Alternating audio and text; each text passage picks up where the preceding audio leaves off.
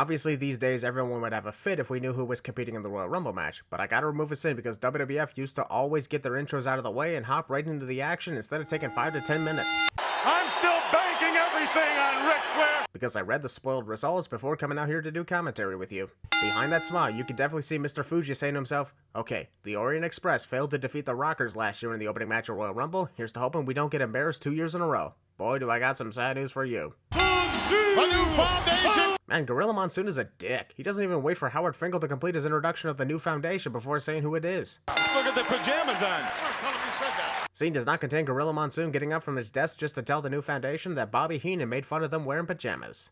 In a few short minutes, when Ric Flair walks down that aisle. Wait a second, the Royal Rumble was happening in a few short minutes from now? Either the Royal Rumble was the second match on the card of its own pay-per-view, or this is about to become the shortest Royal Rumble event to ever exist. Oh, how come you don't know what number the guy's got? Oh, I don't know, maybe because it's supposed to be a darn secret on who drew what number in the Royal Rumble match? Here you go, get a nice close-up of Jim the Anvil Neidhart's boots because they are made out of some rich material that I'm too lazy to figure out. Watch this. Owen Hart showing off his athleticism to a degree that most wrestling fans hadn't seen in the WWF by this point. Man, really showed how the industry was starting to evolve even by 1992 standards. Well, you know how powerful the Well, that just happened. Maybe Pat Tanaka should try again and see if running into Jim Neidhart a second time would work. I already know it's still gonna look very funny. Yep, still funny, but at the same time you'd think Pat would actually try something else, like suddenly dropkick Jim's legs or something. I wrestled with 113 temperature. You'd be in the hospital with that kind of temperature, dumbass. Surprised that's not what Gorilla Monsoon said to Bobby Heenan. The WWF title. Still don't get why we are censoring some people saying WWF, but perfectly allowing others to say that in the same program. The winner of the Royal Rumble should meet him later on today. Kind of an unfair advantage if Ric Flair was the WWF champion, but you do spark an interesting idea. I'll come back to that in a year from now. Camera tries to zoom in on the pinfall in progress and ended up zooming in on the referee's ass instead. Pat Tanaka is addicted to Owen's hearts. Where's that guy who rings the bell? Conveniently, when Bobby Heenan demands that the bell be rung to end this match, someone in the crowd actually starts ringing a bell. I'll bet a cowbell, but a bell nonetheless. So you got your wish, Bobby. Get Captain Schizo out. I get that the referee had his attention on Jim the Anvil Neidhart, but you mean to tell me that he didn't at least hear the snapping sound of Owen Hart shattering Mr. Fuji's cane and didn't think to look at the sudden loud noise? All over here. No. Kato is an idiot in general for trying to pin Owen when the ladder is that freaking close to the ropes. He's basically asking to lose the match with his lack of ring awareness. With how much the Orient Express dominates this match, especially with Jim Neidhart's constant distractions of the referee, it really makes you wonder how the hell the team ends up losing to the new foundation in the first place. Well, shit, I gotta take off another sin. The last few moments of this match were fun to watch. What's the win and loss record of Piper? Nobody cares. That's your answer, Mountie. Nobody cares about win-loss records because then this would be the weirdest rigged system we've ever seen. 2 pounds his chest. I don't know him. He's some. Roddy Piper is a freaking national treasure. Every time he talks, it's funny, it's epic, and it's a sin remover. I think it's been all wet too. On that note, let's get back to ringside. What? No, don't cut back to ringside. Things were just starting to get good. Gosh darn it, Mean Gene. The Intercontinental Championship match between the Mountie and Roddy Piper is only 5 minutes long, but these pre-match shenanigans taking place feel like they're taking much longer. No, now he got out. The Mountie slips out of the ring, figuring this is good enough reason to turn his back on Roddy Piper, and by this point, he deserves to lose his championship after winning it less than 48 hours ago. Brace myself if I was him. He's gonna be out of gas. Roddy Piper looks to deliver a running bulldog to the Mountie, but takes all the time in the world not doing it. Hey, how would you like a diet drink? Hot dog, huh? Alright, I won't lie. Bobby Heenan trying to find an excuse to leave the broadcast table just to go see what number Ric Flair drew for that Royal Rumble match was very funny during this moment. Asking Gorilla Monsoon if he wanted a hot dog and a diet soda. Classic comedy. 113, you'd be dead.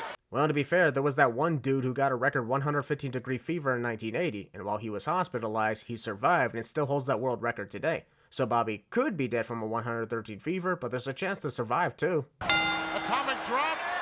Judging by his gestures, even Roddy Piper knew that was stupid of the Mountie to jump over the top rope on his own accord. Continental champion. Jimmy Hart always gets tossed around all over the ring cliche, even if he messed up going over the top rope in this occasion. Hey, yes. Post-match tasing. Hulk Hogan, do you mind? You couldn't have waited for Hulk Hogan to exit his dressing room before interviewing him. Lord Alfred Hayes could have potentially walked in on him naked, and that would not be good for TV. Able to get the WWF title back. Hulk Hogan is apparently allowed to say WWE but not Gorilla Monsoon. Wait, I got censored too? This is my own fucking video. How am I not allowed to say WWF on my own? Oh my god! I'm the genius! We gotta fix. I'm sorry, I'm trying to focus on what Bushwhacker Butch is saying, but I keep getting distracted by Jameson eating his own tie and Mean Gene Okerlund ripping it out of his mouth. The genius has a poem. While he had the chance, Howard Finkel should have added in, so while this poem is in progress, please do not hesitate to stand up, head to the concessions, or use the bathroom at this time, because this is gonna bore the shit out of you. Sweaty head massaging. Disgusting. I mean, it's kinda how the Bushwhackers operate, but it's still disgusting. Who dresses him? The state? If this happened today, the Bushwhackers would have been canceled by Twitter almost instantly for licking children. Over 2 damn minutes of the Bushwhackers continued to bushwhack their way around the ring, even after their entrance was already completed. Let's go, guys! Has the bell rung to start this match yet? About 3 minutes ago, actually. Don't worry, Gorilla. I too am very frustrated at the lack of action going on after the bell rung to begin the match. What do you do? Look at this. The Bushwhackers indeed got some scary cravings, as shown right here. Yikes, I'm shuddering a lot. Major arena around the country. The entire length of this tag team match is 15 minutes, but if you cut down the amount of posing, looking around, and taunting, you're literally left with a 3-minute match.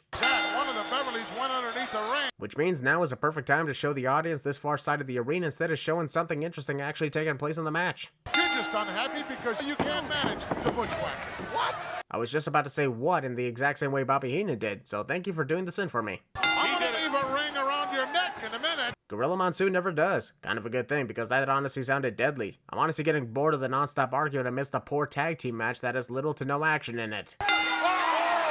That one sad moment when the genius slapping Jameson in the face was far more entertaining than anything that took place during the actual match, and that's a shame. Didn't hit you hard enough, you're still breathing. Fuck you. Outside. Oh, come on. You know, I never thought I'd see the day where someone tries to break up the pinfall when it's unfortunately too late. Too bad that I'm too pissed off to really care. Just glad this train wreck of a tag team match is over. Next, please. Oh, come on. I said please. That's the freaking magic word. Does that not apply to sending? Oh, wait, no, it doesn't. Your tongues will be hanging out like dead deers. Concerning as that threat may be, I gotta sin hawk because the plural of deer is still deer, just like moose. There's your new champions. Premature declaration. Those spikes are lethal. Bobby Heenan complains about the spikes on the Legion of Doom's shoulders as if Animal and Hawk are going to wear them while the match is in progress. His complaint looks even more dumb, since we all know the spikes are just for the entrances and get removed before the match begins. They don't care. Will you be quiet? You can say that all night long, and he literally does. It still won't make Bobby Heenan shut up. Pointless to even attempt. The Mountie winning and also the Mountie. I know I've addressed this before, but whoever the hell that asshole is with the cowbell, will you please put that away? It's annoying the hell out of me, and I'm still reeling from the frustration of the previous match, too. On the top, turn bottom down. Sure did. Good on Earthquake to interfere and prevent his team from losing, but you mean to tell me that Typhoon was seriously about to be defeated by a single clothesline from the top rope literally 45 seconds into this match? That was disastrous. Wah, wah. I'm falling, and I can't get up. Kind of a bad time to make that help I've fallen and I can't get up joke since Hawk is being brought back up, and he was gonna get up anyway. Get this guy out of here. He has no business here. I know there's a match going on, but I wish there was a split screen to show whatever the hell is going on with Bobby Heenan and Gorilla Monsoon.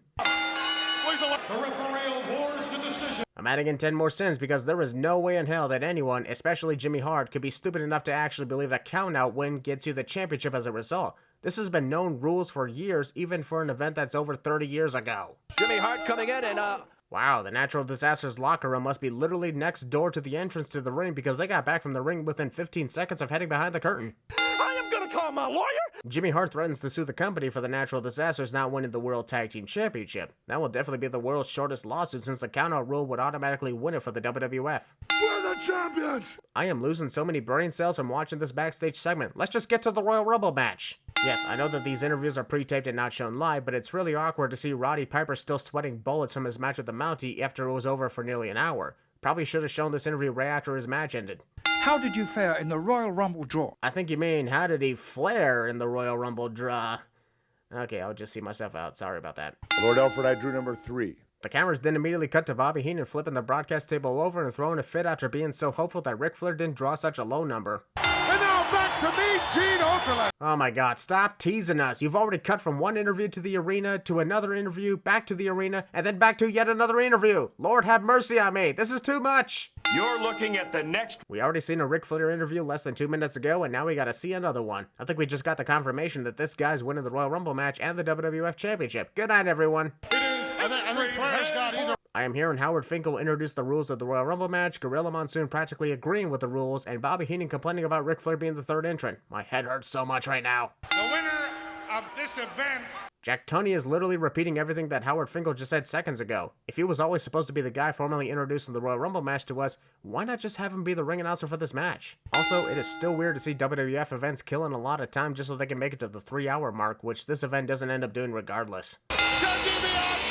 And then it's revealed that Sensational Sherry is actually the one who drew number 2, becoming the first woman to compete in the Royal Rumble match and having Ted DiBiase just be the manager in this case. Every 2 minutes. Commentator annoyingly states the rules of the match after we heard them hundreds of times already tonight, cliche. The one who was in there the shortest, Bushwhacker Luke, 4 seconds. Actually the one who holds the record for the shortest time of the Royal Rumble was the Warlord, as it happened in 1989 and he lasted 2 seconds. A record I personally believe he still has even after 2009, because remember, I counted the exact time and it was correct.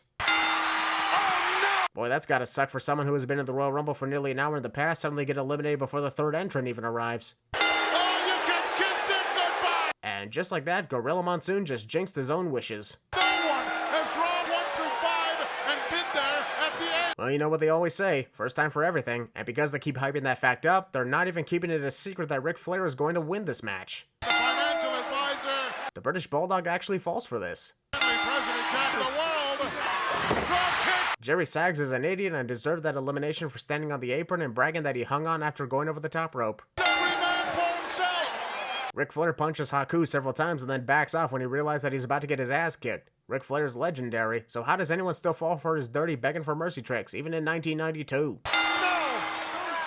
What a devastating sweet chin music to the hands. Good showing early on by Shawn Michaels, but a terrible coordination from Ric Flair during this ow my hands moment. First, Shawn Michaels connects sweet chin music to Ric Flair's hands, and then misses a second one completely on the British Bulldog. On second thought, maybe this wasn't a good first showing from Shawn Michaels. Shawn Michaels is making guacamole out of El Matador. He is not. I think Bobby Heenan has completely lost it and he doesn't even know what's going on anymore. I sure as hell don't. Ric Flair, being Ric Flair as usual, is a dick to the British Bulldogs. Cool when you know it's what Rick does, but it doesn't get past the sins. Tito Santana is an idiot for preventing Ric Flair from eliminating the British Bulldog. Anyone who stops eliminations from occurring in Royal Rumble matches are idiots anyway. Barry doesn't like anybody. He barely liked me. I highly doubt that had anything to do with the way the Barbarian views people, Bobby. Just trust me on that one. Shawn Michaels manages to kick Ric Flair in the gut, who completely no-sells it because he's getting punched in the face by Tito Santana. So many things are going on at once that it's almost impossible to keep track of. Shawn Michaels and his crazy overselling of moves probably didn't like the Texas Tornado, and that's why he oversold everything. I'm only saying that because I've seen the future of a certain SummerSlam main event. This is not the first or the second time that Tito Santana competed in the Royal Rumble match, yet it somehow hasn't registered to him that you can't win the match via pinfall. Another participant coming through. Repo Man reacted way too late from Tito Santana's punch. Lots of miscommunications taking place in the first quarter of the Rumble match. No one ever has drawn that number. Yes, we get it. Nobody from numbers 1 to 5 has survived to the end of the Royal Rumble. Stop bringing it up all the time, or just declare Ric Flair the winner right here, right now. Copywriting Flairman. Means 26 to 0. Damn, Gorilla Monsoon just had a jinx Davey Boy Smith's momentum. Right as he was talking about how long the British Bulldog has lasted so far, out he goes. Oh, look at this power. I find it hilariously convenient that so many wrestlers had the opportunity to eliminate Ric Flair with press slam maneuvers and choose to slam him on the ring canvas instead. Not what I would do if I were in there. Flair in excess of 20. First, Ric Flair reacted too early from that impressive swinging kick by the Big Boss Man, and then Boss Man missed his next punch completely. Pretty terrible match so far. Hopefully it picks up in the second half of it. Oh, nice. Boss Man. Fucking what? Oh, look at that beating like that. Alright, that was funny. Roddy Piper knew that Ric Flair did not properly connect his atomic drop and poked him straight in the eyes to that epic reaction. No. Thank you, Roddy. Alright, the constant cheering of Ric Flair by Bobby Heenan has reached its course and needs to stop. It's gotten so repetitive by this point. Have to leave that outside the ring. I mean, why? After all, there are no disqualifications in the Royal Rumble match, so Hacksaw Jim Duggan can use the 2x4 as long as he wants and as much as he wants. Point me in the direction of the rule that says he can't do that, please. We were job, Monsoon. We were job. In this one shot of Roddy Piper fighting with Jim Duggan, they actually look like a father and son duo fighting each other since they're wearing the same outfits and have almost the same length of hair. Who's going to be audited? Urban R. Scheister backs away from Jim Duggan and figures that turning his attention to another wrestler will make Jim say, understandable, have a nice day, and move on to someone else. Stop preventing eliminations of the Royal Rumble match. Seriously, why do they keep doing that all the time? Right around the throat of Ric Flair. Wait, what? Flair around the throat of Ric Flair? I'm pretty sure Gorilla meant to say The Undertaker's hand around the throat of Ric Flair, but he wasn't even close. Oh, it's the Macho. He's looking for Jake. Jake Roberts was in clear view of Macho Man Randy Savage when he slid out of the ring, yet Randy has no clue which way he left. He's out of there. Here's where I'm going to throw in an additional 15 cents. Randy Savage jumped over the top rope onto the floor, thus eliminating himself. The referees clearly saw it, and even instructed Randy to head back to the locker room, yet they allow Randy to resume his participation in the match for whatever stupid reason. Also, if anyone tries to excuse it by claiming that eliminations only count when you get eliminated by someone, then explain Andre the Giant's elimination of himself back in 1989. That's what I thought. You have to be propelled by someone else. Fuck no you don't! Don't give me that shit! Shall I once again ask you to explain how Andre the Giant eliminated himself in the Rumble match and wasn't allowed back in? About time the countdown clock appeared. It has literally been 5 minutes since Randy Savage entered the ring. For 25 minutes, he has surpassed Rick Martel's numbers. Earlier, Gorilla Monsoon said that Rick Martel held their longest appearance in the Rumble record at 52 minutes, but claims Ric Flair surpassed that after just 45 minutes. And I know that Rick hasn't surpassed the 52-minute record because the match itself hasn't even lasted that long yet. Undisputed WWF champion. See what I mean about the censoring sometimes during the event, but not always? Either censor WWF or don't. He might not. It is somehow impossible for both IRS and Rick Martel to eliminate Ric Flair at the same time. I don't get it. Just let him stay. Bobby Heenan constantly begging for the other wrestlers to let Ric Flair win has sent me to the point where I'm just gonna add in another 5 cents. He's a great heel, but severely annoying in the wrong category if you ask me. Roddy Piper instructs Hulk Hogan to hit Rick Martel, which made the cameraman think that now is the time to switch views and focus on Ric Flair instead. I told you, the Warlord. I was right. Ha ha, fuck you. Suplex each other on the concrete. Gorilla Monsoon and his annoying belief that the soft blue mats qualify as the concrete floor. If Hulk Hogan hit a suplex on Ric Flair without the mats being present, then you're right about the concrete, but not tonight. Savage is gone. Are we sure the referees are not going to allow Randy Savage to continue competing in the Royal Rumble match since this was his second time being eliminated in a single match? I think that might be a new record. Oh, yes. Sure, it is historic that Ric Flair won the Royal Rumble after lasting an entire hour, winning the WWF Championship as a result, but I am not removing any sins here because Sid Justice got fucking screwed by a butthurt Hulk Hogan. Sid eliminates Hulk fair and square, which prompts Hulk to cost Sid the match. Historic moment ruined by unfortunate cases of butthurt attitudes. With a tear in my eye. That would be sweat.